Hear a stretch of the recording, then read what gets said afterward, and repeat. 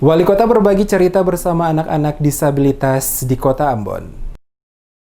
Memperingati hari ulang tahun Sumpah Pemuda yang ke-92, Dinas Pemuda dan Olahraga Kota Ambon menggelar kegiatan pertemuan dan pemberian bantuan 65 paket bingkisan kepada anak-anak kaum disabilitas di Kota Ambon. Bertempat di Balai Kota Ambon pada hari Rabu 28 Oktober 2020, Wali Kota Ambon Rizat Lohena PS yang hadir langsung sebagai pembicara pada kegiatan pertemuan dengan anak-anak kaum disabilitas dan orang tua mereka, menjelaskan Hari Sumpah Pemuda merupakan hari yang sangat bersejarah dan sangat penting, di mana pada tahun ini pemerintah Kota Ambon menggelar rangkaian kegiatan dalam memperingati Hari Sumpah Pemuda, salah satunya pertemuan dan anak-anak kaum disabilitas di Kota Ambon. Pemerintah Kota Ambon terus berupaya untuk melengkapi kebutuhan-kebutuhan disabilitas, walaupun berat dalam melengkapinya, akan tetapi bukan suatu alasan untuk berbuat karena kaum disabilitas juga mempunyai hak yang sama dengan mereka yang lainnya. Untuk itu pemerintah kota lewat Dinas Pemuda dan Olahraga menggelar Hari HUT Sumpah Pemuda yang digelar pada tahun ini berupa pertemuan khusus sekaligus memberikan paket bantuan kepada mereka sehingga mereka juga merasakan diperhatikan oleh pemerintah kota. Lohena PSI mengatakan tidak ada perbedaan antara anak-anak kaum disabilitas dengan anak-anak lain. Untuk itu walaupun banyak tugas, jadwal dan kegiatan yang sangat padat, dirinya merasa peduli dan berusaha untuk hadir dan berbicara langsung di depan mereka dan orang tua yang hadir pada hari ini.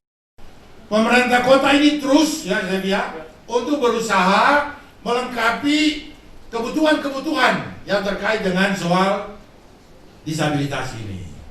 Memang berat, tetapi tidak ada alasan untuk tidak berbuat.